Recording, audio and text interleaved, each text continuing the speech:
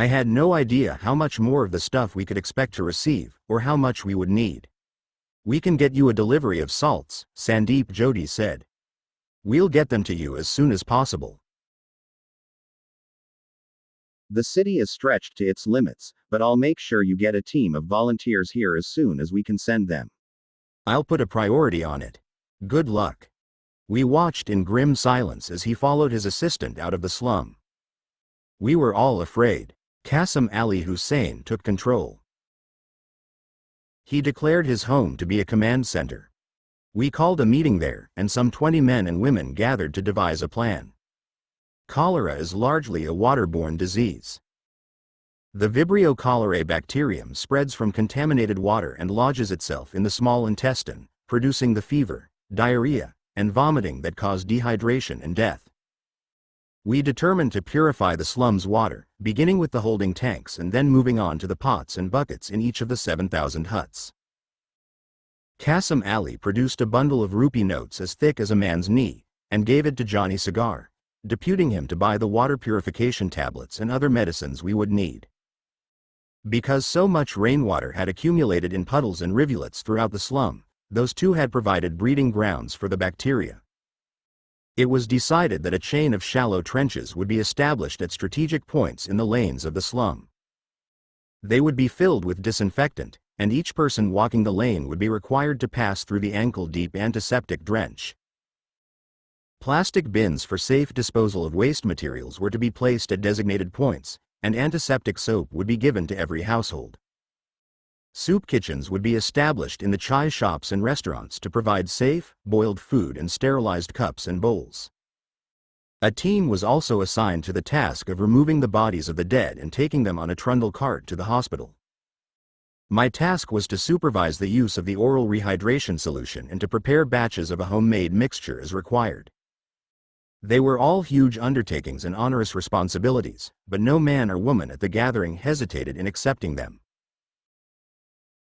It's a characteristic of human nature that the best qualities, called up quickly in a crisis, are very often the hardest to find in a prosperous calm. The contours of all our virtues are shaped by adversity. But there was another reason, far from virtue, for my own eagerness to accept the tasks, a reason found in shame. My neighbor Radha had been desperately ill for 2 days before she died, and I'd known nothing of it at the time. I was gripped by a feeling that my pride, my hubris, was responsible for the sickness in some way. That my clinic was founded in an arrogance, my arrogance, that had allowed the disease to breed in the smear of its conceits. I knew that nothing I'd done or neglected to do had caused the epidemic. And I knew that the disease would have attacked the slum, sooner or later, with or without my presence. But I couldn't shake off the feeling that, somehow, my complacency had made me complicit. Just a week before, I'd celebrated with dancing and drinking because, when I'd opened my little clinic, no one had come. Not one man, woman, or child in all the thousands had needed my help. The treatment queue that had begun with hundreds, 9 months before, had finally dwindled to none. And I'd danced and drunk with Prabhakar that day, as if I'd cured the whole slum of its ailments and illnesses. That celebration seemed vain and stupid as I hurried through the sodden lanes to the scores who were sick. And there was guilt in that shame as well. For the 2 days while my neighbor Radha lay dying, I'd been ingratiating myself with tourist customers in their 5-star hotel.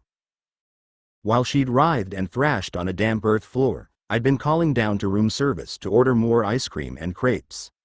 I rushed back to the clinic. It was empty. Prabhakar was looking after Parvati. Johnny Cigar had taken on the job of locating and removing the dead. Jitendra, sitting on the ground outside our huts with his face in his hands, was sinking in the quicksand of his grief. I gave him the job of making several large purchases for me and checking on all the chemists in the area for orts. I was watching him shamble away down the lane toward the street, worrying about him, worrying about his young son, Satish, who was also ill, when I saw a woman in the distance walking toward me. Before I could actually know who it was, my heart was sure it was Carla. She wore a salwar kameez, the most flattering garment in the world, after the sari, in 2 shades of sea green. The long tunic was a deeper green, and the pants beneath, tight at the ankle, were paler. There was also a long yellow scarf, worn backwards, Indian style, with the plumes of color trailing out behind her. Her black hair was pulled back tightly and fastened at the nape of her neck. The hairstyle threw attention at her large green eyes, the green of lagoons, where shallow water laps at golden sand, and at her black eyebrows and perfect mouth. Her lips were like the soft ridges of dunes in the desert at sunset, like the crests of waves meeting in the frothy rush to shore, like the folded wings of courting birds. The movements of her body, as she walked toward me on the broken lane, were like storm winds stirring in a stand of young willow trees. "What are you doing here?" "Those charm school lessons are paying off, I see," she drawled, sounding very American. She arched one eyebrow, and pursed her lips in a sarcastic smile. "It's not safe here," I scowled.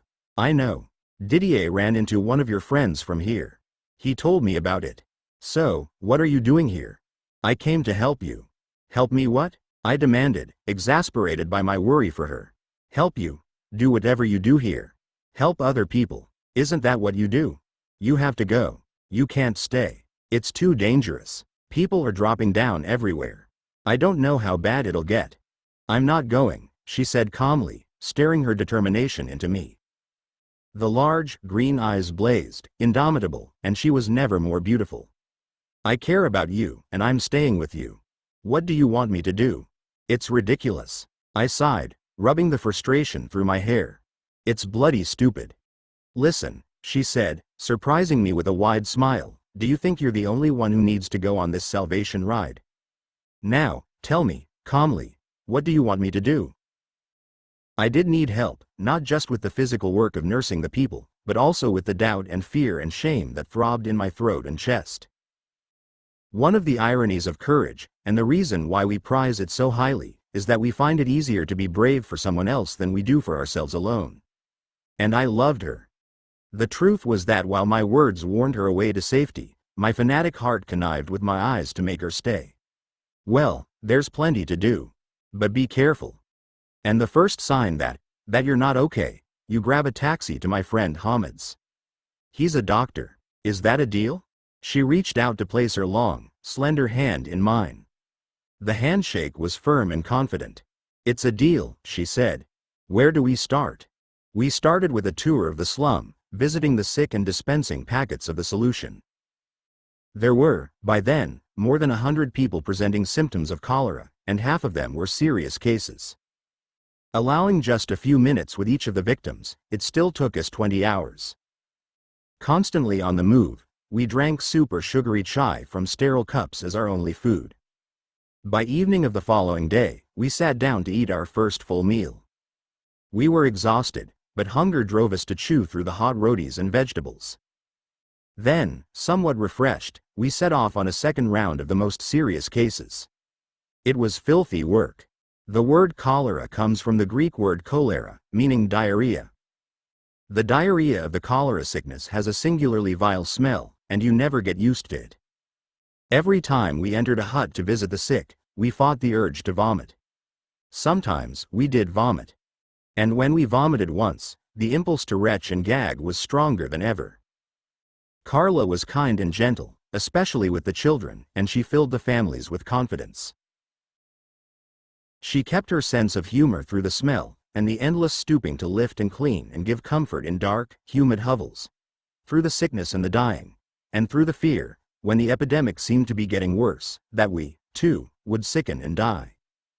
Through 40 hours without sleep, she smiled every time I turned my hungry eyes on her. I was in love with her, and even if she'd been lazy or a coward or miserly or bad-tempered, I would have loved her still.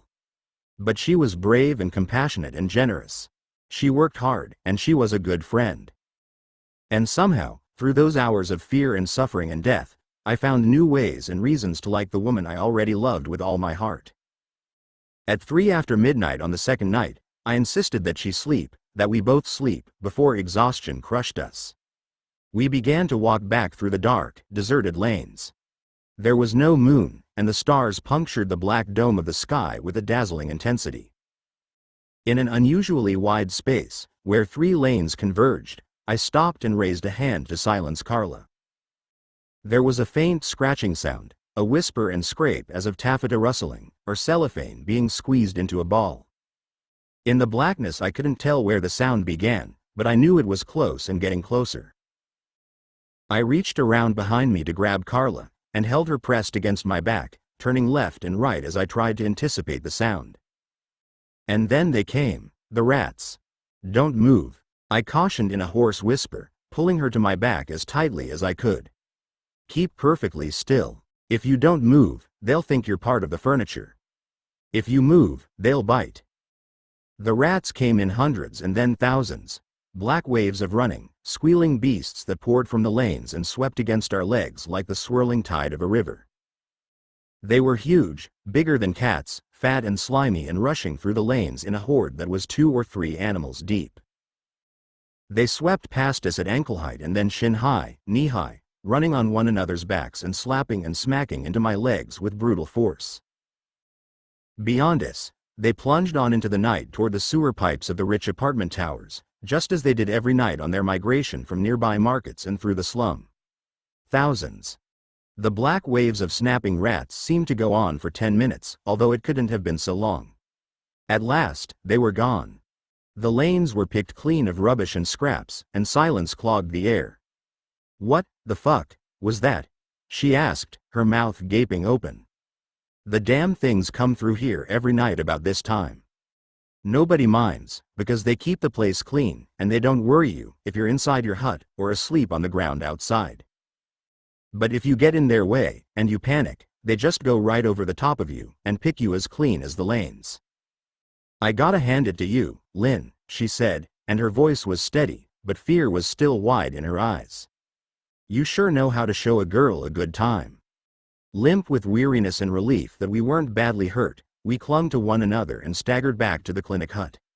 I spread one blanket down on the bare earth. We stretched out on it, propped up against a stack of other blankets. I held her in my arms. A sprinkling shower of rain rappled on the canvas awning overhead. Somewhere, a sleeper cried out harshly, and the tense, meaningless sound swooped from dream to dream until it disturbed answering howls from a pack of wild dogs roaming the edge of the slum.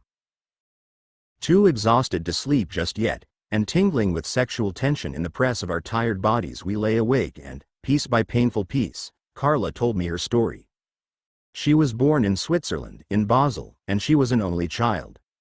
Her mother was Swiss-Italian, and her father was Swedish. They were artists. Her father was a painter, and her mother was a soprano coloratura. Carla Saarinen memories of her early childhood years were the happiest of her life. The creative young couple was popular, and their house was a meeting place for poets, musicians, actors, and other artists in the cosmopolitan city. Carla grew up speaking 4 languages fluently, and spent many long hours learning her favorite arias with her mother. In her father's studio, she watched him magic the blank canvases with all the colors and shapes of his passion. Then, one day, Isha Saarinen failed to return from an exhibition of his paintings in Germany. At close to midnight, the local police told Anna and Carla that his car had left the road during a snowstorm. He was dead. Within a year, the misery that ruined Anna Saarinen's beauty, and killed her lovely voice, finally smothered her life as well. She took an overdose of sleeping tablets. Carla was alone. Her mother's brother had settled in America, in San Francisco. The orphaned girl was only 10 when she stood next to that stranger at her mother's grave and then traveled with him to join his family. Mario Pacelli was a big, generous-hearted bear of a man. He treated Carla with affectionate kindness and sincere respect. He welcomed her into his family as an equal in every way to his own children. He told her often that he loved her and that he hoped she would grow to love him, and to give him a part of the love for her dead parents that he knew she kept locked within her. There was no time for that love to grow. Carla's uncle Mario died in a climbing accident, 3 years after she arrived in America. Mario's widow, Penelope, took control of her life. Aunt Penny was jealous of the girl's beauty and her combative, intimidating intelligence, qualities not discernible in her own 3 children. The more brightly Carla shined, in comparison to the other children, the more her aunt hated her. "There's no meanness too spiteful or too cruel," Didier once said to me, "when we hate someone for all the wrong reasons." Aunt Penny deprived Carla, punished her arbitrarily, chastised and belittled her constantly, and did everything but throw the girl into the street. Forced to provide her own money for all her needs, Carla worked after school every night at a local restaurant, and as a babysitter on weekends. One of the fathers she worked for returned, alone and too early, on a hot summer night. He'd been to a party, and had been drinking. He was a man she'd liked, a handsome man she'd found herself fantasizing about from time to time. When he crossed the room to stand near her on that sultry summer night, his attention flattered her, despite the stink of stale wine on his breath and the glazed stare in his eyes. He touched her shoulder, and she smiled. It was her last smile for a very long time. No one but Carla called it rape. He said that Carla had led him on, and Carla's aunt took his part. The 15-year-old orphan from Switzerland left her aunt's home, and never contacted her again. She moved to Los Angeles, where she found a job, shared an apartment with another girl, and began to make her own way. But after the rape, Carla lost the part of loving that grows in trust. Other kinds of love remained in her: friendship, compassion, sexuality. But the love that believes and trusts in the constancy of another human heart, romantic love, was lost. She worked, saved money, and went to night school. It was her dream to gain a place at a university, any university, anywhere, and study English and German literature. But too much in her young life had been broken, and too many loved ones had died. She couldn't complete any course of study. She couldn't remain in any job. She drifted, and she began to teach herself by reading everything that gave her hope or strength. And then? And then, she said slowly, one day, I found myself on a plane, going to Singapore, and I met a businessman, an Indian businessman, and my life just changed forever. She let out a sighing gasp of air. I couldn't tell if it was despairing or simply exhausted. I'm glad you told me. Told you what? She was frowning, and her tone was sharp. About your life, I answered. She relaxed. Don't mention it, she said, allowing herself a little smile. No, I mean it. I'm glad, and I'm grateful, that you trusted me enough to talk about yourself. And I meant it, too, she insisted, still smiling. Don't mention it, any of it, to anyone. Okay? Okay. We were silent for a few moments. A baby was crying somewhere nearby, and I could hear its mother soothing it with a little spool of syllables that were tender and yet faintly annoyed at the same time. Why do you hang out at Leopold's? What do you mean? She asked sleepily. I don't know. I just wonder. She laughed with her mouth closed, breathing through her nose. Her head rested on my arm. In the darkness her face was a set of soft curves, and her eyes gleamed like black pearls. I mean, Didier and Madana and Ulla, even Letty and Vikram, they all fit in there, somehow. But not you. You don't fit. I think they fit in with me, even if I don't fit in with them, she sighed. Tell me about Ahmed, I asked. Ahmed and Christina. She was silent for so long, in response to the question, that I thought she must have fallen asleep. Then she spoke, quietly and steadily and evenly, as if she was giving testimony at a trial. Ahmed was a friend. He was my best friend, for a while, and kind of like the brother I never had. He came from Afghanistan, and was wounded in the war there. He came to Bombay to recover, in a way, we both did. His wounds were so bad that he never really did get his health back completely. Anyway, we kind of nursed each other, I guess, and we became very close friends. He was a science graduate, from Kabul University, and he spoke excellent English. We used to talk about books and philosophy and music and art and food. He was a wonderful, gentle guy. And something happened to him, I prompted. Yeah, she replied, with a little laugh. He met Christina. That's what happened to him. She was working for Madame Joe. She was an Italian girl, very dark and beautiful. I even introduced him to her, one night, when she came into Leopold's with Ulla. They were both working at the palace. Ulla worked at the palace? Ulla was one of the most popular girls Madame Joe ever had. Then she left the palace. Maurizio had a contact at the German consulate. He wanted to oil the wheels on some deal that he was working on with the German, and he discovered that the German was crazy about Ulla. With some heavy persuasion from the consulate officer, and all his own savings, Maurizio managed to buy Ulla free from the palace. Maurizio got Ulla to twist the consulate guy until he did whatever it was Maurizio wanted him to do. Then he dumped him. The guy lost it, I heard. He put a bullet in his head. By then, Maurizio had put Ulla to work to pay the debt she owed him. You know, I've been working up a healthy dislike for Maurizio. It was a shitty deal, true enough. But at least she was free from Madame Jo and the palace. I have to give Maurizio his due there, he proved it could be done. Before that, nobody ever got away, not without getting acid thrown in her face.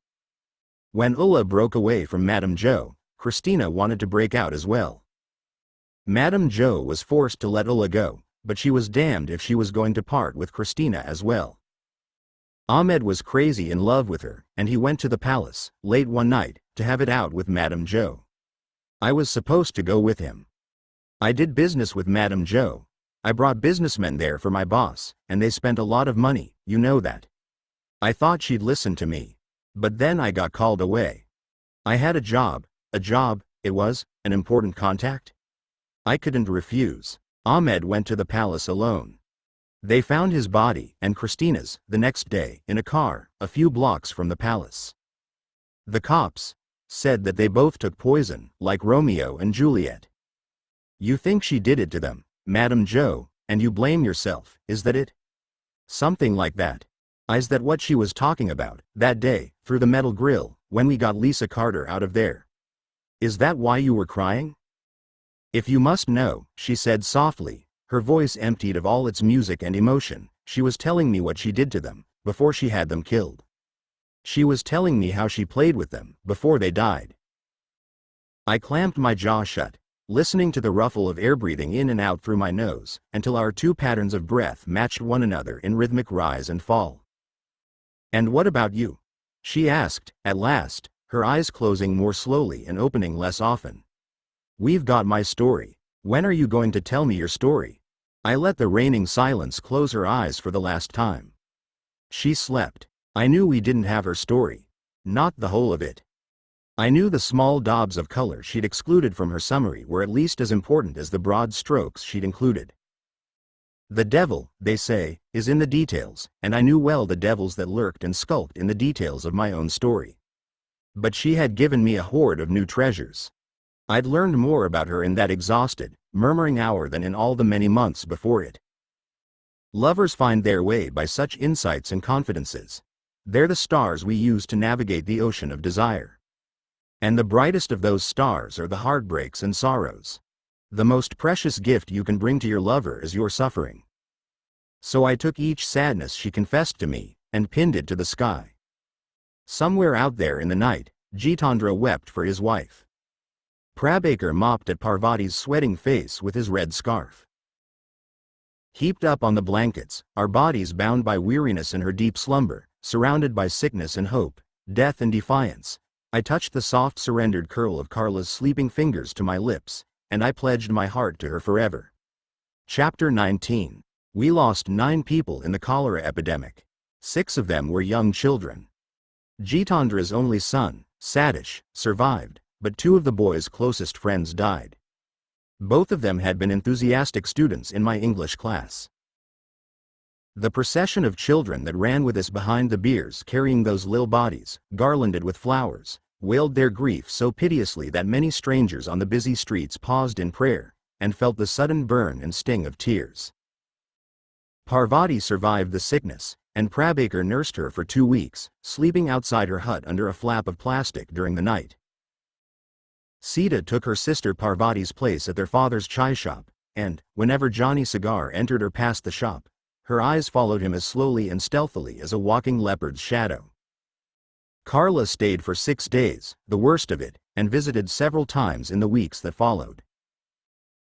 When the infection rate dropped to 0, and the crisis had passed for the most serious cases, I took a 3-bucket shower, changed into clean clothes, and headed for the tourist beat in search of business. I was almost broke. The rain had been heavy, and the flooding in many areas of the city was as hard on the touts, dealers, guides, acrobats, pimps, beggars, and black marketeers who made their living on the street as it was on the many businessmen whose shops were submerged. Competition in Colaba for the tourist dollar was cordial but creatively emphatic. Yemeni street vendors held up falcon-crested daggers and hand-embroidered passages from the Koran. Tall, handsome Somalis offered bracelets made from beaten silver coins. Artists from Orissa displayed images of the Taj Mahal painted on dried, pressed papaya leaves. Nigerians sold carved, ebony canes with stiletto blades concealed within their spiral shafts. Iranian refugees weighed polished turquoise stones by the ounce on brass scales hung from the branches of trees. Drum sellers from Uttar Pradesh, carrying 6 or 7 drums each, burst into brief, impromptu concerts if a tourist showed the faintest interest. Exiles from Afghanistan sold huge, ornamental silver rings engraved with the Pashto script and encircling amethysts the size of pigeons' eggs. Threading through that commercial tangle were those who made their living servicing the businesses and the street traders themselves.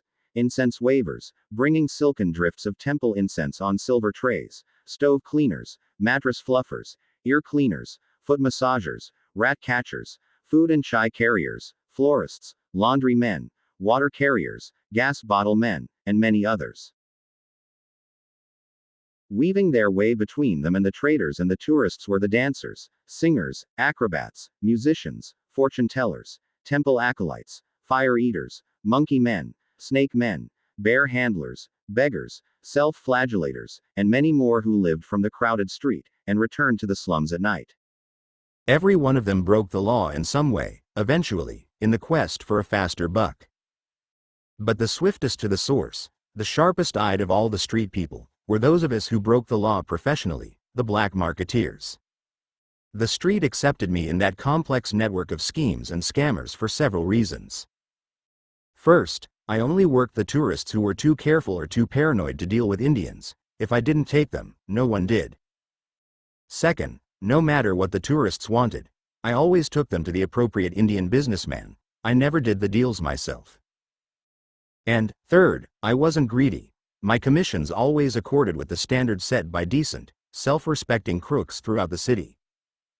I made sure, as well, when my commissions were large enough, to put money back into the restaurants, hotels, and begging bowls of the area. And there was something else, something far less tangible but even more important, perhaps, than commissions and turf war sensitivities. The fact that a white foreigner, a man most of them took to be European, had settled so ably and comfortably in the mud, near the bottom of their world, was profoundly satisfying to the sensibility of the Indians on the street. In a curious mix of pride and shame, my presence legitimized their crimes. What they did, from day to day, couldn't be so bad if Agora joined them in doing it. And my fall raised them up because they were no worse, after all, than Linbaba, the educated foreigner who lived by crime and worked the street as they did. Nor was I the only foreigner who lived from the black market. There were European and American drug dealers, pimps, counterfeiters, con men, gem traders, and smugglers. Among them were 2 men who shared the name George. One was Canadian and the other was English. They were inseparable friends who'd lived on the streets for years. No one seemed to know their surnames. To make the distinction, they were known by their star signs, Scorpio George and Gemini George. The Zodiac George were junkies who'd sold their passports, as the last valuable things they'd owned, and then worked the heroin travelers, tourists who came to India to binge hit heroin, for a week or 2, before returning to the safety of their own countries. There were surprisingly large numbers of those tourists, and the Zodiac George survived from their dealings with them. The cops watched me and the George and the other foreigners who worked the streets, and they knew exactly what we were doing. They reasoned, truly enough, that we caused no violent harm, and we were good for business in the black market that brought them bribes and other benefits. They took their cut from the drug and currency dealers. They left us alone. They left me alone. On that first day after the cholera epidemic, I made about $200 in 3 hours. It wasn't a lot, but I decided it was enough.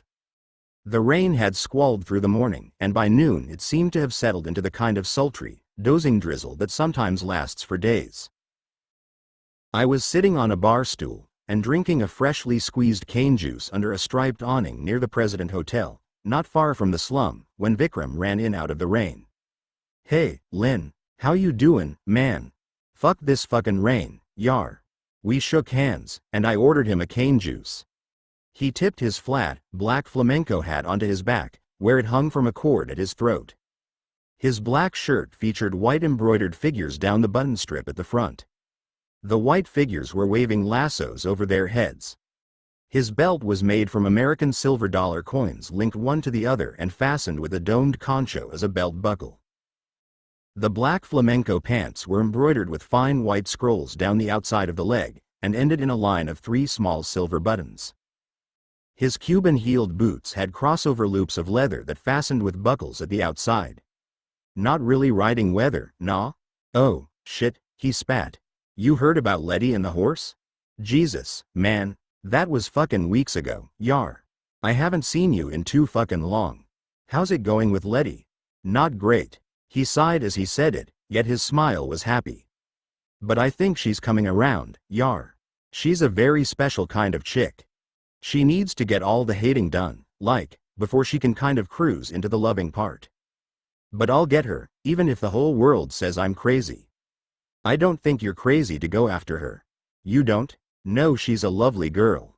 She's a great girl. You're a nice guy. And you're more alike than people think. You both have a sense of humor, and you love to laugh. She can't stand hypocrites, and neither can you. And you're interested in life, I think, in pretty much the same way. I think you're a good couple, or at least you will be. And I think you'll get her in the end, Vikram. I've seen the way she looks at you, even when she's putting shit on you. She likes you so much that she has to put you down. It's her way. Just stick with it, and you'll win her in the end. Lynn, listen, man.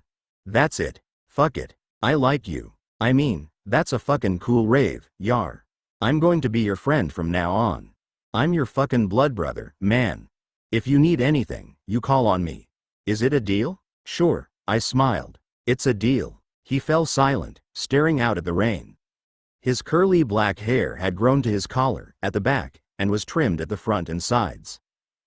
His mustache was fastidiously snipped and trimmed to little more than the thickness that a felt-tipped pen might have made. In profile, his face was imposing. The long forehead ended in a hawk-like nose and descended past a firm, solemn mouth to a prominent, confident jaw. When he turned to face me, it was his eyes that dominated, however, and his eyes were young, curious, and shimmering with good humor. You know, Lynn, I really love her, he said softly. He let his eyes drift downward to the pavement and then he looked up again quickly. I really love that English chick. You know, Vikram, I really love it, I said, mimicking his tone of voice and the earnest expression on his face. I really love that cowboy shirt. What, this old thing? He cried, laughing with me. Fuck, man, you can have it. He jumped off the stool and began to unbutton his shirt. No, I was only joking. What's that? You mean you don't like my shirt? I didn't say that. So, what's wrong with my fucking shirt? There's nothing wrong with your fucking shirt. I just don't want it. Too late, man, he bellowed, pulling his shirt from his back and throwing it at me. Too fucking late. He wore a black singlet under the shirt, and the black hat was still hanging at his back. The cane juice crusher had a portable hi-fi at his stall. A new song from a hit Hindi movie started up. Hey, I love this song, yar. Vikram cried out. Turn it up, Baba. Aree, full caro. The juice walla obligingly turned the volume up to the maximum, and Vikram began to dance and sing along with the words. Showing surprisingly elegant and graceful skill, he swung out from under the crowded awning and danced in the lightly falling rain. Within 1 minute of his twirling, swaying dance he'd lured other young men from the footpath, and there were 6, 7, and then 8 dancers laughing in the rain while the rest of us clapped, whooped, and hollered. Turning his steps toward me once more, Vikram reached out to grasp my wrist with both of his hands, and then began to drag me into the dance. I protested and tried to fight him off, but many hands from the street assisted him, and I was pushed into the group of dancers. I surrendered to India, as I did every day, then, and as I still do, every day of my life, no matter where I am in the world. I danced, following Vikram's steps, and the street cheered us on. The song finished after some minutes, and we turned to see Letty standing under the awning and watching us with open amusement. Vikram ran to greet her, and I joined them, shaking off the rain. "Don't tell me. I don't want to know," she said, smiling but silencing Vikram with the raised palm of her hand. "Whatever you do, in the privacy of your own rain shower, is your own business." "Hello, Lynn. How are you, darlin'?" "Fine, Letty. Wet enough for you? Your rain dance seems to be working a treat." Carla was supposed to join me and Vikram, right about now. We're going to the jazz concert at Mahim. But she's flooded in, at the Taj. She just called me, to let me know. The whole gateway's flooded. Limousines and taxis are floating about like paper boats, and the guests can't get out. They're stranded at the hotel, and our Carla's stranded there, and all. Glancing around quickly, I saw that Prabaker's cousin Shantu was still sitting in his taxi, parked with several others outside the restaurants where I'd seen him earlier. I checked my watch. It was 3:30. I knew that the local fishermen would all be back on shore with their catches. I turned to Vikram and Letty once more. "Sorry, guys, gotta go." I pushed the shirt back into Vikram's hands. "Thanks for the shirt, man. I'll grab it next time. Keep it for me." I jumped into Shantu's taxi, twirling the meter to the on position through the passenger window. Letty and Vikram waved as we sped past them. I explained my plan to Shantu on the way to the Kohli settlement, adjacent to our slum. His dark, lined face creased in a weathered smile and he shook his head in wonder, but he pushed the battered taxi a little faster through the short ride on the rain-drenched road. At the fisherman's settlement, I enlisted the support of Vinod, who was a patient at my clinic and one of Prabaker's close friends. He selected one of his shorter punts, and we lifted the light, flat boat onto the roof of the taxi and sped back to the Taj Hotel area, near the Radio Club Hotel. Shantu worked in his taxi 16 hours a day for 6 days every week. He was determined that his son and 2 daughters would know lives that were better than his own. He saved money for their education and for the substantial dowries he would be required to provide if the girls were to marry well. He was permanently exhausted and beset by all the torments, terrible and trivial, that poverty endures. Vinod supported his parents, his wife, and 5 children from the fish that he hauled from the sea with his thin, strong arms. On his own initiative, he'd formed a cooperative with 20 other poor fishermen. That pooling of resources had provided a measure of security, but his income seldom stretched to luxuries such as new sandals or school books, or a third meal in any one day.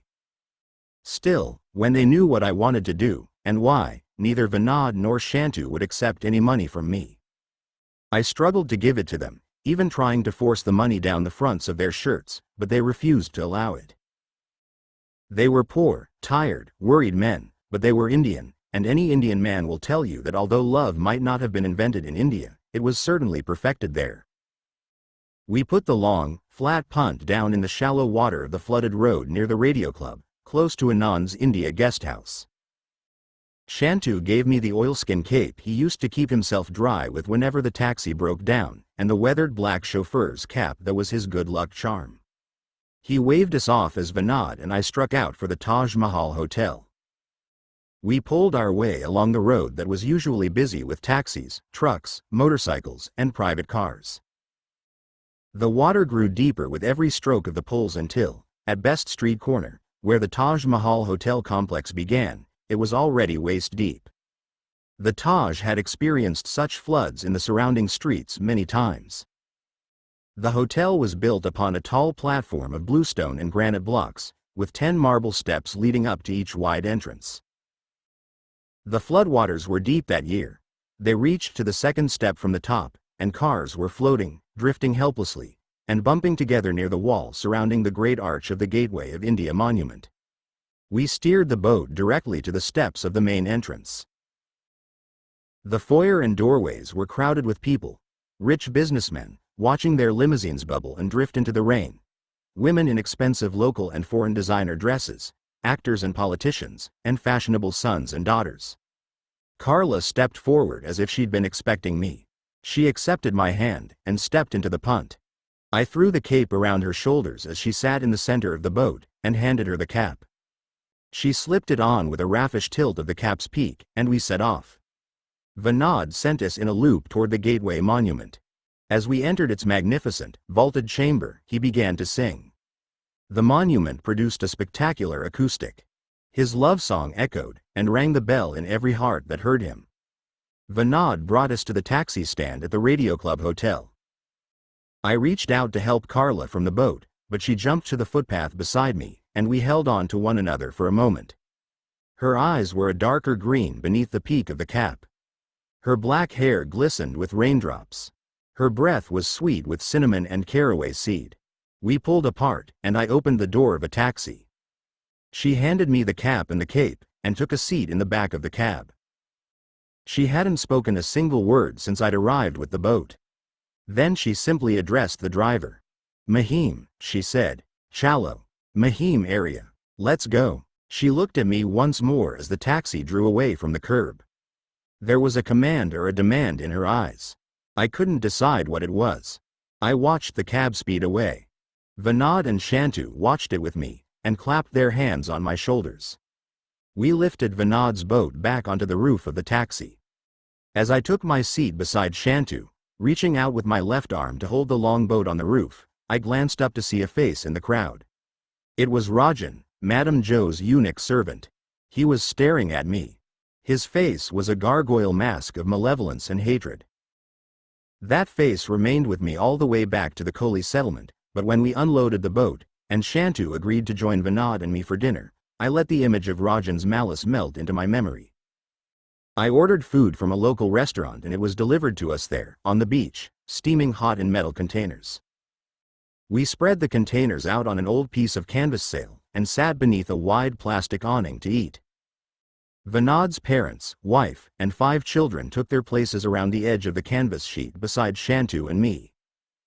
Rain continued to fall, but the air was warm, and a faint breeze from the bay slowly stirred the humid evening. Our shelter on the sandy beach beside the many long boats looked out to the rolling sea. We ate chicken biryani, malai kofta, vegetable korma, rice, curried vegetables, deep-fried pieces of pumpkin, potato, onion, and cauliflower, hot buttered naan bread, dal, papadums, and green mango chutney. It was a feast, and the delight that spilled from the eyes of the children, while they ate their fill, put starlight in our smiles as we watched them. When night fell, I rode back to Calaba's tourist beat in a cab. I wanted to take a room for a few hours at the India guest house. I wasn't worried about the C form at the hotel. I knew that I wouldn't have to sign the register, and Anand wouldn't include me in his list of guests. The arrangement we'd agreed on months before, the same one that applied to most of the cheaper hotels in the city, allowed me to pay an hourly rent directly to him, so that I could use the shower or conduct private business in one of the rooms from time to time. I wanted to shave. I wanted to spend a good half hour under a shower, using too much shampoo and soap. I wanted to sit in a white-tiled bathroom where I could forget the cholera, and scrape and scrub the last few weeks off my skin. "Oh, Lynn, so glad to see you," Anand muttered through clenched teeth as I walked into the foyer. His eyes were glittering with tension, and his long, handsome face was grim. "We have a problem here. Come quick." He led me to a room off the main corridor. A girl answered the door and spoke to us in Italian. She was distraught and disheveled. Her hair was messed and matted with lint and what looked like food. Her thin nightdress hung askew, revealing the handspan of her ribs. She was a junkie, and she was stoned almost to sleep, but there was a numb, somnolent panic in her pleading. On the bed there was a young man sprawled with one leg over the foot of the bed. He was naked to the waist, and his trousers were open at the front. One boot was discarded and the other was still on his left foot. He was about 28 years old. He was dead, no pulse, no heartbeat, no breathing. The overdose had thrown his body down the long black well, and his face was as blue as the sky at 5 p.m. on the darkest day of winter. I hauled his body up onto the bed, and put a roll of sheet behind his neck. "Bad business, Lynn," Anand said tersely. He stood with his back to the closed door, preventing anyone from entering. Ignoring him, I began cardiopulmonary resuscitation on the young man. I knew the drill too well. I'd pulled junkies out of overdoses, dozens of them, when I was a junkie myself. I'd done it 50, 80 times in my own country, pressing and breathing life into the living dead. I pressed at the young man's heart, willing it to beat, and breathed his lungs to their capacity for him. After 10 minutes of the procedure, he stuttered, deep in his chest, and coughed. I rested on my knees, watching to see if he was strong enough to breathe on his own. The breathing was slow, and then slower, and then it stopped in a hollow sigh. The sound was as flat and insentient as the air escaping from a fissure in layers of geyser stone. I began the CPR again. It was exhausting work, dragging his limp body back up the whole length of the well with my arms and my lungs. The girl went under twice while I worked on her boyfriend. Anand slapped at her and shook her awake. 3 hours after I stepped into the hotel, Anand and I left the room. We were both soaked through with sweat, our shirts as wet as if we'd been standing in the rain that drummed and rattled beyond the windows. The couple was awake and sullen and angry with us, despite the girl's earlier plea for help, because we'd disturbed the pleasure of their stone. I closed the door on them, knowing that sometime soon, someone else in that city, or some other, would close a door on them forever. Every time junkies go down the well, they sink a little deeper, and it's just that little bit harder to drag them out again. Anand owed me one. I showered and shaved, and accepted the gift of a freshly washed and ironed shirt. We sat in the foyer then, and shared a chai. Some men like you less the more they owe you. Some men only really begin to like you when they find themselves in your debt. Anand was comfortable with his obligation, and his handshake was the kind that good friends sometimes use in place of a whole conversation. When I stepped down to the street, a taxi pulled in to the curb beside me. Ulla was in the back seat. "Lynn, please, can you get in for some time?" Worry, and what might have been dread, pushed her voice almost to a whine. Her lovely, pale face was trapped in a fearful frown. I climbed in beside her, and the taxi pulled out slowly from the curb. The cab smelled of her perfume and the beady cigarettes that she constantly smoked. "Sita Jao," she told the driver. "Go straight ahead. I have a problem, Lynn. I need some help. It was my night to be the white knight." I looked into her large blue eyes, and resisted the impulse to make a joke or a flirtatious remark. She was afraid. Whatever had scared her still possessed her eyes. She was looking at me, but she was still staring at the fear. "Oh, I'm sorry," she sobbed, breaking down suddenly, and then pulling herself together just as swiftly. "I didn't even say any hello to you. How are you? I haven't seen you for a long time. Are you going good? You look very good." Her lilting German accent gave a fluttering music to her speech that pleased my ear. I smiled at her as the colored lights streamed across her eyes. "I'm fine. What's the problem? I need someone to go with me, to be with me, at 1 o'clock after midnight. At Leopold's. I'll be there and I need you to be there with me. Can you do it? Can you be there? Leopold's is shut at midnight." "Yes," she said, her voice breaking again on the edge of tears. "But I'll be there, in a taxi, parked outside. I'm meeting someone, and I don't want to be alone. Can you be there with me?" "Why me? What about Modena or Maurizio?" "I trust you, Lynn. It won't take long, the meeting. And I'll pay you. I'm not asking you to help me for nothing. I'll pay you $500 if you'll just be there with me. Will you do it?" I heard a warning, deep within, we usually do, when something worse than we can imagine is stalking us, and said to pounce.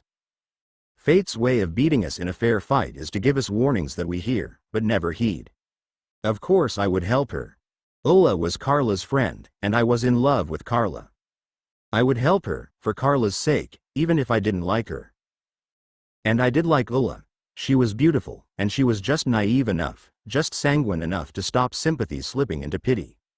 I smiled again, and asked the driver to stop. "Sure. Don't worry. I'll be there." She leaned across and gave me a kiss on the cheek. I got out of the cab. She put her hands on the window's edge, and leaned out. Misty rain settled on her long eyelashes, forcing her to blink. "You'll be there? Promise?" 1 a.m., I said firmly. "Leopold's. I'll be there. You promise?" "Yeah," I laughed. "I promise." The taxi pulled away, and she called out with a plaintive urgency that seemed harsh and almost hysterical in the stillness of the night. "Don't let me down, Lynn." I walked back toward the tourist beat, aimlessly, thinking about Ulla and the business, whatever it was, that her boyfriend, Modena, was involved in with Maurizio. Didier had told me they were successful, they were making money, but Ulla seemed afraid and unhappy. And there was something else that Didier had said, something about danger. I tried to remember the words he'd used. What were they? Terrible risk, great violence? My mind was still shuffling through those thoughts when I realized that I was in Carla's street. I passed her ground floor apartment.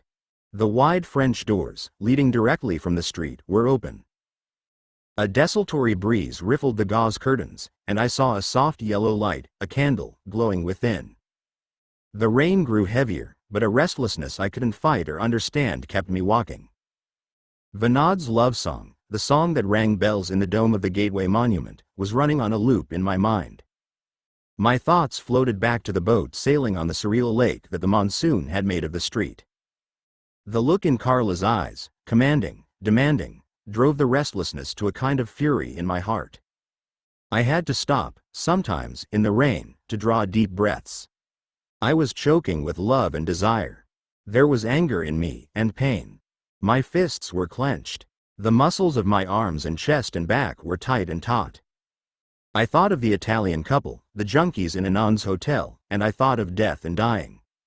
The black and brooding sky finally ruptured and cracked. Lightning ripped into the Arabian Sea, and thunder followed with deafening applause. I began to run. The trees were dark, their leaves wet through. They looked like small black clouds themselves, those trees, each one shedding its shower of rain. The streets were empty. I ran through puddles of fast-flowing water, reflecting the lightning-fractured sky. All the loneliness and all the love I knew collected and combined in me, until my heart was as swollen with love for her as the clouds above were swollen with their mass of rain. And I ran, and, somehow, I was back in that street, back at the doorway to her house. And then I stood there, clawed by lightning, my chest heaving with a passion that was still running in me while my body stood still. She came to the open doors to look at the sky. She was wearing a thin, white, sleeveless nightgown. She saw me standing in the storm. Our eyes met and held. She came through the doors, down 2 steps, and walked toward me. Thunder shook the street, and lightning filled her eyes. She came into my arms. We kissed. Our lips made thoughts, somehow, without words. The kind of thoughts that feelings have. Our tongues writhed and slithered in their caves of pleasure. Tongues proclaiming what we were. Human. Lovers. Lips slid across the kiss, and I submerged her in love, surrendering and submerging in love myself. I lifted her in my arms and carried her into the house, into the room that was perfumed with her. We shed our clothes on the tiled floor, and she led me to her bed. We lay close, but not touching. In the storm-lit darkness, the beaded sweat and raindrops on her arm were like so many glittering stars, and her skin was like a span of night sky. I pressed my lips against the sky, and licked the stars into my mouth. She took my body into hers, and every movement was an incantation. Our breathing was like the whole world chanting prayers. Sweat ran in rivulets to ravines of pleasure. Every movement was a satin skin cascade. Within the velvet cloaks of tenderness, our backs convulsed in quivering heat, pushing muscles to complete what minds begin and bodies always win. I was hers. She was mine. My body was her chariot, and she drove it into the sun. Her body was my river, and I became the sea. And the wailing moan that drove our lips together, at the end, was the world of hope and sorrow that ecstasy wrings from lovers as it floods their souls with bliss. The still and softly breathing silence that suffused and submerged us, afterward, was emptied of need, and want, and hunger, and pain, and everything else except the pure, ineffable exquisiteness of love. Oh, shit, what? Oh, Jesus. Look at the time. What is it? I've gotta go, I said, jumping out of the bed and reaching for my wet clothes. I've got to meet someone, at Leopold's, and I've got 5 minutes to get there. Now? You're going now? I have to. Leopold's will be shut, she frowned, sitting up in the bed and leaning against a little hill of pillows. I know, I muttered, pulling on my boots and lacing them. My clothes and boots were soaking wet, but the night was still humid and warm. The storm was easing, and the breeze that had stirred the languid air was dying. I knelt beside the bed, and leaned across to kiss the soft skin of her thigh. "I've gotta go. I gave my word. Is it that important?" A twitch of irritation creased my forehead with a frown. I was momentarily annoyed that she should press the point when I told her that I'd given my word. That should have been enough. But she was lovely in that moonless light, and she was right to be annoyed, while I wasn't. "I'm sorry," I answered softly, running my hand through her thick, black hair. How many times had I wanted to do that, to reach out and touch her, when we'd stood together? "Go on," she said quietly, watching me with a witch's concentration. "Go." I ran to Arthur Bunder Road through the deserted market. White canvas covers on the market stalls gave them the appearance of shrouded cadavers in the cool room of a morgue. My footsteps running made scattered echoes, as if ghosts were running with me. I crossed Arthur Bunder Road and entered Meriwether Road, running along that boulevard of trees and tall mansions, with no sight or sound of the million people who passed there during each busy day. At the first crossroad I turned left to avoid the flooded streets, and I saw a cop riding a bicycle ahead. I ran on in the center of the road, and a second bicycle cop pulled out of a dark driveway as I passed. When I was exactly halfway into the side street, the first police jeep appeared at the end of the street. I heard the second jeep behind me, and then the cyclists converged. The jeep pulled up beside me, and I stopped. 5 men got out and surrounded me. There was silence for a few seconds. It was a silence of such delicious menace that the cops were almost drunk with it, and their eyes were lit with riot in the softly falling rain. "What's happening?" I asked, in Marathi. "What do you want?" "Get in the jeep," the commander grunted, in English. "Listen, I speak Marathi, so can't we?" I began, but the commander cut me off with a harsh laugh. "We know you speak Marathi, motherfucker," he answered, in Marathi. The other cops laughed. "We know everything. Now get in the fucking jeep, you sisterfucker, or we'll beat you with the lathies, and then put you in." I stepped into the back of the covered jeep, and they sat me on the floor. There were 6 men in the back of the jeep, and they all had their hands on me. We drove the 2 short blocks to the Kalaba police station, across the road from Leopold's. As we entered the police compound, I noticed that the street in front of Leopold's was deserted. Ulla wasn't there, where she'd said she would be. Did she set me up? I wondered, my heart thumping with dread. That made no sense, but still the thought became a worm that gnawed through all the walls I put up in my mind. The night duty officer was a squat, overweight Maharashtrian who, like many of his colleagues in the police force, squeezed himself into a uniform that was at least 2 sizes too small for him. The thought occurred to me that the discomfort it must have caused might help to explain his evil disposition. There was certainly no humor in him or any of the 10 cops who surrounded me, and I felt a perverse urge to laugh out loud as their scowling, heavy-breathing silence persisted. Then the duty officer addressed his men, and the laughter in me died. "Take this motherfucker and beat him," he said matter-of-factly. If he knew that I spoke Marathi, and could understand him, he gave no indication of it. He spoke to his men as if I wasn't there. "Beat him hard. Give him a solid beating. Don't break any bones, if you can help it, but beat him hard, and then throw him into the jail with the others." I ran. I pushed through the circle of cops, cleared the landing outside the duty room in a single leap, and hit the gravel yard of the compound, running. It was a stupid mistake, and not the last I was to make in the next few months. "Mistakes are like bad loves," Carla once said. "The more you learn from them, the more you wish they'd never happened." My mistake that night took me to the front gate of the compound, where I collided with a roundup party, and collapsed in a tangle of tied and helpless men. The cops dragged me back to the duty room, punching and kicking me all the way. They tied my hands behind my back with coarse, hemp rope, and removed my boots before tying my feet together. The short, fat duty officer produced a thick coil of rope, and ordered his men to bind me with it from ankles to shoulders. Puffing and panting with his rage, he watched as I was trussed in so many coils of rope that I resembled an Egyptian mummy. The cops then dragged me to an adjoining room, and hoisted me up to hang me at chest height from a hook, face down, with the hook jammed through several coils of rope at my back. "Aeroplane," the duty officer growled, through clenched teeth. The cops spun me around faster and faster. The hook held my bound hands in the bunched ropes, and my head hung down, level with my drooping feet. I whirled and spun until I lost my sense of up or down in the twirling room. Then the beatings began.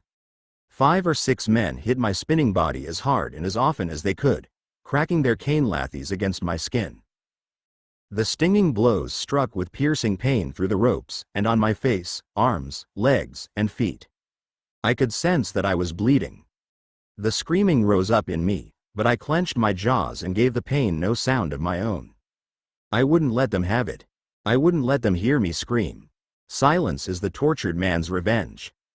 Hands reached out, stopping my body, holding it still, while the room continued to whirl. Then they spun me in the opposite direction, and the beating began again.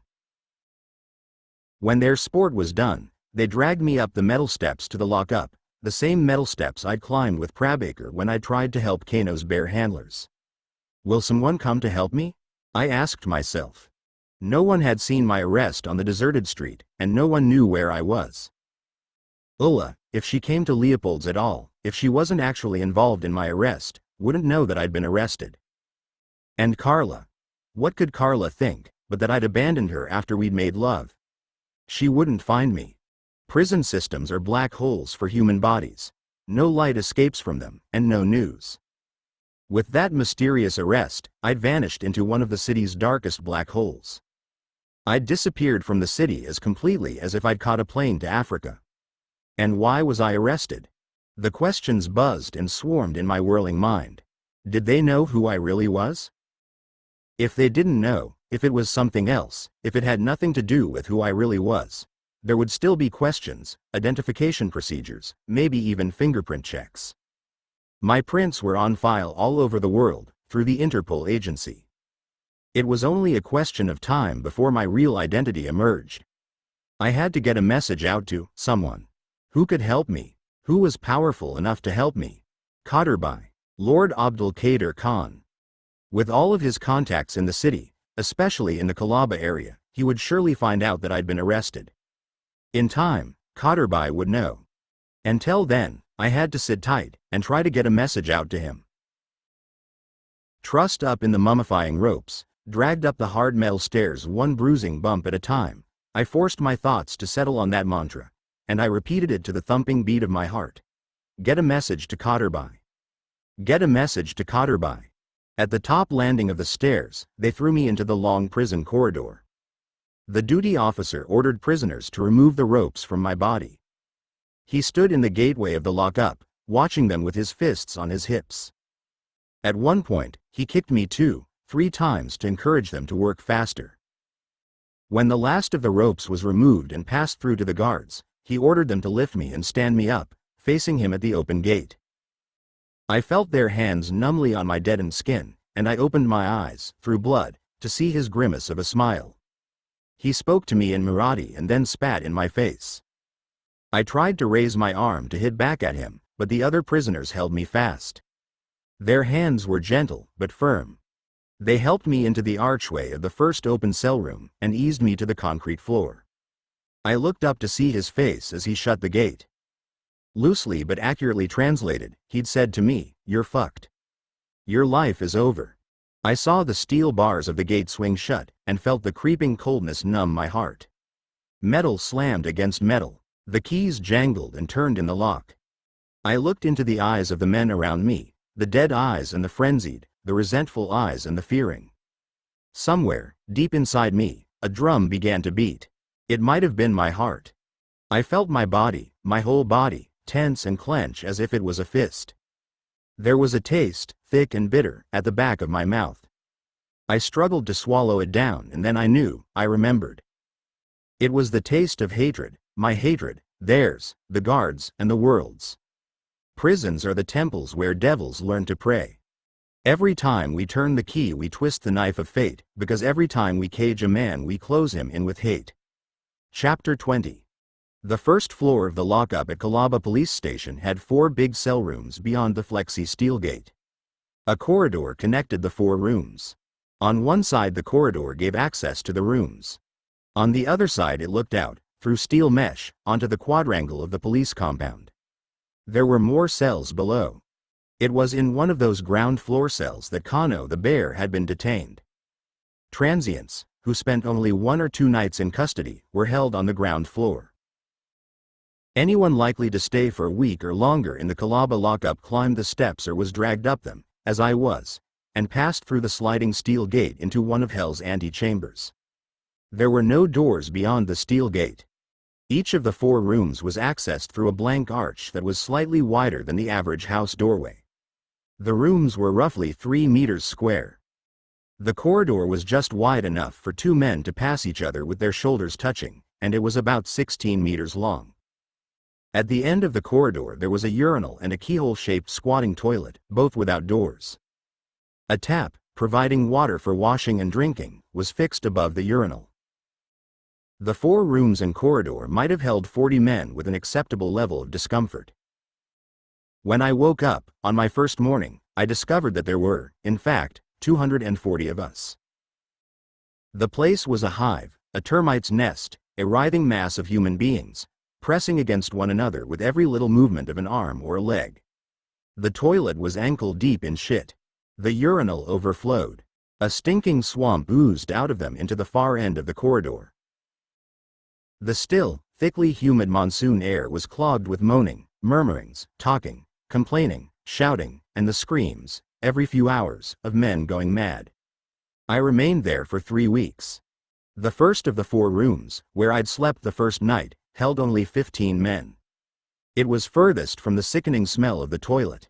It was clean. There was space to lie down. The men who lived in that room were all rich, rich enough to pay the cops to beat up anyone who tried to squeeze in without an invitation. The room was known as the Taj Mahal, and its residents were known as the Pandra Kumar, the 15 princes. The second room held 25 men. I learned that they were all crooks. Men who'd served hard time at least once before, and were prepared to fight, fast and dirty, to preserve a space for themselves. Their room was known as the Chor Mahal, the abode of thieves, and the men were known as the Black Hats, the Kalatopas, like Ranjit's lepers, because convicted thieves at the infamous Arthur Road prison were forced to wear a black hat with their prison uniform.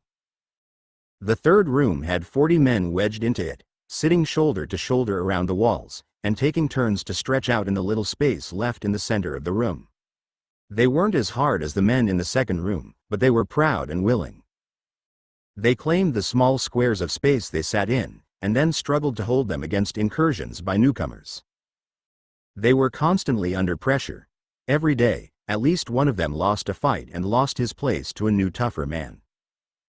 Still, the optimal number for the third room was 40 men and, since it rarely rose above that limit, it was known as the Chalas Mahal, or the abode of the 40. The fourth room was known in the lockup slang as the Duck Mahal, or the abode of suffering, but many men preferred to use the name that the Kalaba police had given the last cell in the row, the detection room. When a new man entered the corridor for the first time, through the steel gate, he sometimes tried his luck in the first room. Every one of the 15 men in that room, and not a few lackeys in the corridor, would rise up, shoving and threatening him away, shouting, "Next room! Next room, bastard!"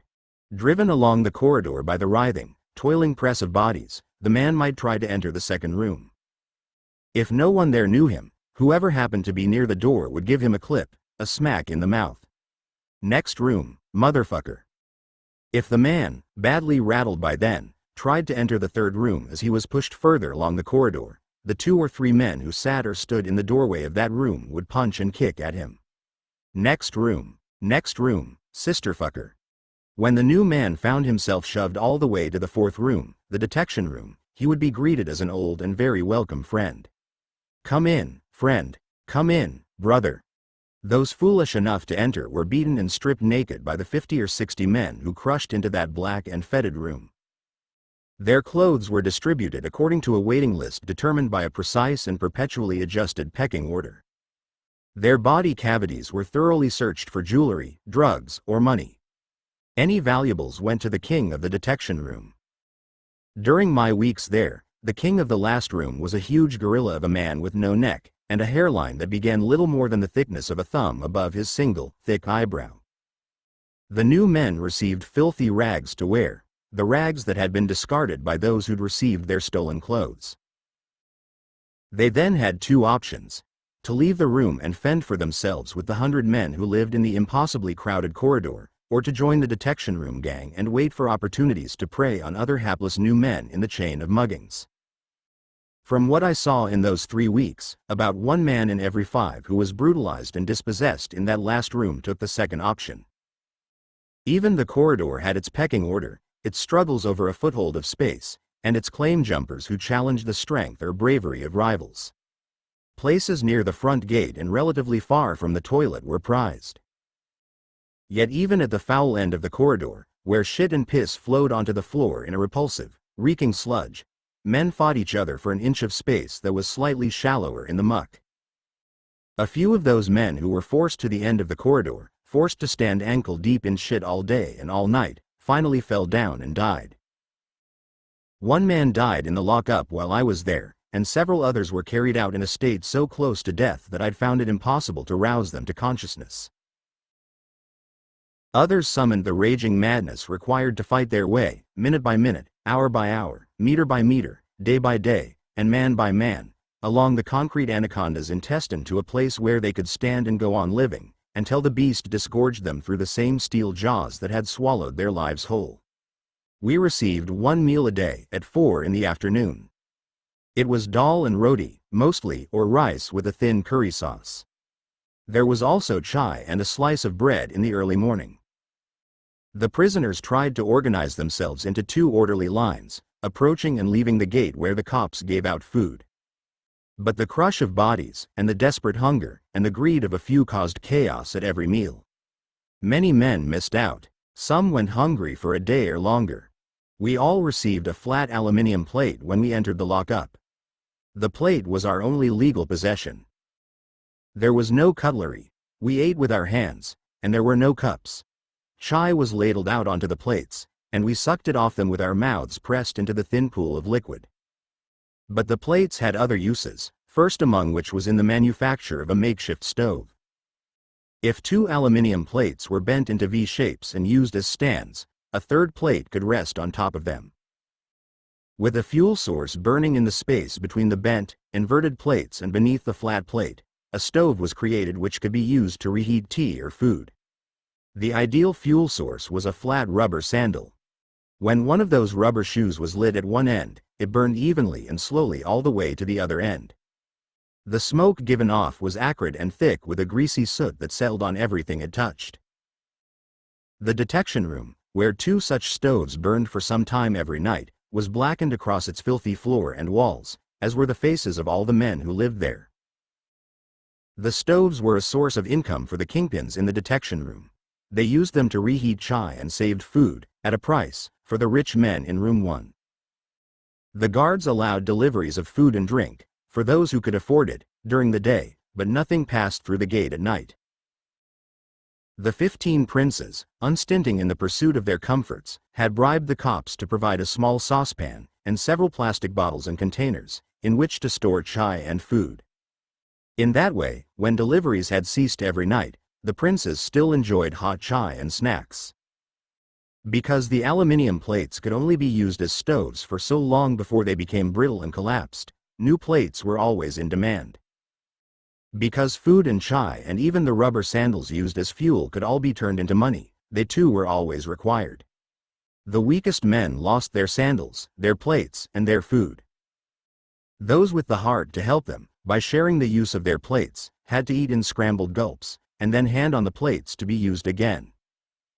As many as 4 men often ate off one plate, in that way, during the 6 or 7 minutes that the cops allowed for food to be distributed at the steel gate. Every day I looked into the eyes of starving men. I saw them watching other men shove hot food too quickly into their mouths with their fingers while cops ladled out the last of the meals. I saw them, every day, watching and waiting and fearing that they might miss out. The truth that filled their eyes was something we only ever know about ourselves in cruel and desperate hunger. I took it into myself, that truth, and the part of my heart that broke to see it has never healed. And every night in room 1, the Taj Mahal, the 15 princes ate a hot meal and drank hot, sweet tea, heated up on the makeshift stoves in the detection room, before stretching out to sleep. Even the princes, of course, had to use the toilet. The procedure was as vile and dehumanizing for them as it was for the poorest prisoner, and in that, if in nothing else, we were all nearly equal. The long journey through the jungle of limbs and bodies in the corridor ended in the stinking swamp. There, the rich men, like the rest of us, packed their nostrils with strips of cloth torn from a shirt or singlet, and clamped a lit beady cigarette between their teeth to fight the smell. With pants hitched to their knees, and sandals held in their hand, they then waded barefoot into the sewage to squat over the keyhole toilet. The toilet was unblocked, and functioned well enough, but with more than 200 men using it, once or twice a day, every day, it was soon fouled by those who missed the keyhole in the floor. Eventually, the piles of excrement slid down into the pools of urine that flowed from the shallow urinal. That was the filthy sludge through which we waded on our way to the toilet. Wading back to the urinal, the rich men then washed their hands and feet at the tap, without soap, and stepped on bundles of rags that were heaped like stepping stones and formed a makeshift dam before the entrance to the detection room. For the price of a cigarette butt or a half-smoked beady, men squatting in the muck would clean their feet once more with rags, and then they could begin the long struggle back along the corridor. It was presumed that I had money, because I was a white foreigner, so the rich men in room 1 had invited me to join them when I'd woken in their room on my first morning. The idea appalled me.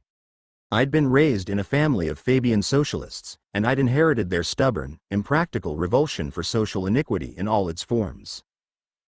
Imbued with their principles, and being a product, as a young man, of a revolutionary age, I'd become a revolutionary myself.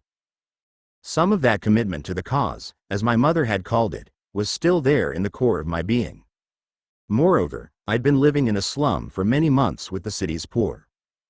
So I refused the offer, reluctantly, I must admit, to enjoy the comforts of the rich. Instead, I muscled my way into the second room with the hard men who'd all served time in prison. There was a brief scuffle at the doorway, but, when it was clear that I was prepared to fight for a place in the abode of thieves, they shuffled themselves around, and made room for me. Still, there was some resentment. The black hats, like self-respecting crooks everywhere, were proud men. It wasn't long before they manufactured an opportunity to test me out. On one of the long, squirming trips back from the toilet, 3 days after my arrest, a man in the crowd of prisoners tried to wrestle my plate away from me. I shouted a warning, in Hindi and Marathi, making the threat as anatomically impolite as my vocabulary would allow. It didn't stop him. The man was taller than I was, and bigger by some 30 kilos. His hands grasped the plate near my own, and we both pulled, but neither of us had the gross strength to wrest it away. All the men fell silent. Their breathing was a tidal swirl of sound and warm air around us. It was a face-off. Make or break. I made my way in that world, right there and then, or I broke down, and let myself be forced into the fetid swamp at the end of the corridor. Using the man's grip on the plate as leverage, I smashed my head onto the bridge of his nose, 5, 6, 7 times, and then again on the point of his chin as he tried to pull away. Alarm surged through the crowd. A dozen pairs of hands shoved at us, crushing our bodies and faces together. Packed into the press of frightened men, unable to move my hands, and unwilling to release the plate, I bit into his face. My teeth pierced his cheek until I tasted his blood in my mouth. He dropped the plate and screamed. Thrashing wildly, he scrambled through the bodies in the corridor to the steel gate. I followed him, with my hand reaching out for his back. Grasping the bars, he shook the gate and screeched for help. I caught him just as the watchman turned his keys in the lock. I grabbed at him as he escaped through the gate. His t-shirt stretched behind him, and for a second he was stuck there, his legs running but his body quite still. Then the t-shirt gave way, and I was left with a chunk of it in my hand as the man staggered through the opening. He cowered behind the watchman, his back pressed against the wall. His face was opened at the cheek where my teeth had cut him, and blood streamed from his nose down his throat to his chest. The gate slammed shut. The cop stared, smiling inscrutably, as I used the t-shirt to wipe the blood from my hands and the plate. Satisfied, I threw the shirt at the gate. I turned and squeezed my way through the silent crowd, taking my place in the thieves' room once more. Nice move, brother, the young man sitting beside me said in English. Not really, I replied. I was trying for his ear. Ooh, he winced, pursing his lips. But probably more of a nourishment in his ear, isn't it, than the fucking food they're giving us here, man. What is your case? I don't know. You don't know? They picked me up at night and brought me here. They haven't told me what I'm charged with, or why I'm here. I didn't ask him what he was in for because the Australian prison protocol, followed by crooks of the old school. Crooks who know there is a protocol, and who taught me about it, when I'd started my jail sentence with them, dictates that you don't ask a man about the crimes he might have committed until you like him enough to make him a friend, or dislike him enough to make him an enemy. They gave you a solid pasting, man. The aeroplane, they called it. Ooh. He winced again, hunching his shoulders. I hate that fucking aeroplane, brother. They tied me up in the ropes so tight, once, that it took 3 days for my arm to get the feeling back. And you know how your body swells the fuck up inside the ropes, when they've been beating you for a while, nah. My name is Mahesh. What is your good name? They call me Lin. Lin? Yeah. Interesting name, man. Where did you learn to speak Marathi, like when you were calling that fellow a motherfucker, before you started eating on his face? In a village. Must be some sort of tough village, that one. I smiled for the first time since the police had picked me up. In prison, a man rations his smiles because predatory men see smiling as a weakness, weak men see it as an invitation, and prison guards see it as a provocation to some new torment. I learned the swearing here, in Bombay, I explained. How long do people usually stay here? Mahesh sighed, and his broad, dark face folded inward in a resigned frown. His wide-spaced brown eyes were so deep-set that they seemed to be hiding or seeking shelter beneath the ridge of his scarred brow. His wide nose, broken more than once, dominated his face and gave him a tougher look than his small mouth and rounded chin might have managed on their own. That is nobody knows, brother, he replied, the light dimming in his eyes. It was the sort of response Prabaker might have made, and I suddenly missed my little friend in a second of loneliness that speared my heart. I came here 2 days before you. There's a rumor we will be taking a truck to the road in 2 or 3 weeks. The road? Arthur Road Jail, man. I have to get a message out to someone. You'll have to wait for that, Lynn. The guards here, the cops, they've been telling all of us here not to help you. It's like somebody put a curse on you, my brother. I'm probably going to get some shit on my head just for talking to you only, but what the fuck, yar. I've got to get a message out, I repeated, my lips bared from my teeth. Well, none of the guys leaving here will help you, Lynn. They are afraid, like mice in a bag full of cobras. But you'll be able to get some messages out from Arthur Road. It's a fucking big jail, no problem. 12,000 men inside. Government says less than so many, but everybody of us, we know there is 12,000s of men inside. But it's still a lot better than this. If you go to the road, you'll be with me in maybe 3 weeks. My case is stealing. Stealing from the constructions, copper wire, plastic pipes, 3 times in jail, already, for the same things.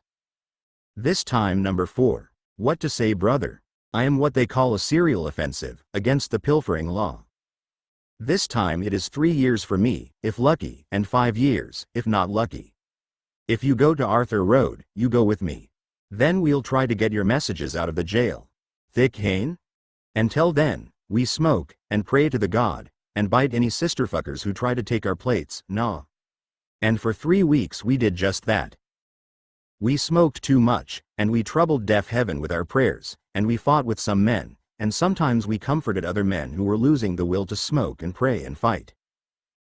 And one day they came to take our fingerprints, pressing the black, traitorous loops and whorls onto a page that promised to tell a truth, a vile truth, and nothing but that truth. And then Mahesh and I were crushed with other men into an ancient blue prison truck, 80 men in the black womb of the truck, where 30 would have been too many, and driven toward Arthur Road Prison at reckless speeds through the streets of the city that we all loved too much. Inside the gates of the prison, guards dragged us off the tailgate of the truck and told us to squat on the ground, while other guards processed us and signed us into the prison, one by one. It took 4 hours, shuffling forward and squatting on our haunches, and they left me till last. The guards had been told that I understood Marathi. Their watch commander tested the assertion, when I was alone with them, by ordering me to stand. I stood up on painfully stiff legs, and he ordered me to squat again. When I squatted down, he ordered me to stand again. That might have gone on indefinitely, judging by the hilarity it provoked in the gallery of surrounding guards, but I refused to play. He continued to give the commands, but I ignored him. When he stopped, we stared at one another across the kind of silence I've only ever known in prisons or on the battlefield. It's a silence you can feel on your skin. It's a silence you can smell, and taste, and even hear, somehow, in a dark space at the back of your head. Slowly, the commander's sinful smile retreated into the snarl of hate that had spawned it. He spat on the ground at my feet. "British built this jail, in the time of Raj," he hissed at me, showing teeth. "They did chain Indian men here, whip them here, hang them here, until dead. Now we run the jail, and you are a British prisoner." "Excuse me, sir," I said, with the most formal politeness that the Marathi language offers, "but I am not British. I am from New Zealand." "You are British," he screamed, spraying my face with his saliva. "I'm afraid not." "Yes, you are British. All British," he replied, the snarl moving outward to a malignant smile once more. "You are British, and we run the jail. You go through that way." He pointed toward an archway that led into the prison's interior. There was a hard right turn, just a little way into the arch, and I knew, the way all animals know, that harm waited for me there. To encourage me, the guards rammed their batons into my back. I stumbled into the arch, and took the right turn. Some 20 men were waiting for me, lined up on either side of the long corridor and armed with bamboo sticks. I knew the gauntlet well, better than any man should. There'd been another tunnel of pain, in another country, the punishment unit in the prison I'd escaped from in Australia. Those guards had made us run their gauntlet down a long narrow corridor, leading to the tiny exercise yards. And as we ran, they'd swung their batons and kicked us, all the way to the steel door at the end of the line. I stood in the harsh electric light of that new tunnel, in Bombay's Arthur Road prison, and I wanted to laugh. "Hey guys," I wanted to say, "can't you be a little more original?" But I couldn't speak. Fear dries a man's mouth, and hate strangles him. That's why hate has no great literature. Real fear and real hate have no words. I walked slowly forward. The men were dressed in white shirts and shorts, with white caps on their heads, and wide black leather belts around their waists. The brass buckles on those belts carried numbers and a title. The title was Convict Overseer. They weren't prison guards, I soon discovered. In the Indian prison system, inherited from the days of the British Raj, the prison guards had very little to do with the day-to-day operation of the prison. Those everyday tasks of maintaining routines, order, and discipline were the preserve of convict overseers. Convicted murderers and other long-term serial offenders received sentences of 15 years or more. During the first 5 of those years they were common prisoners. During the second 5 years they earned the privilege of a job in the kitchen, laundry, prison industries, or cleanup gangs. During the third and final 5 years they often accepted the hat, leather belt, and bamboo stick of a convict overseer. Then, the power of life and death was in their hands. 2 lines of those convicted killers, who'd become guards themselves, awaited me in the tunnel.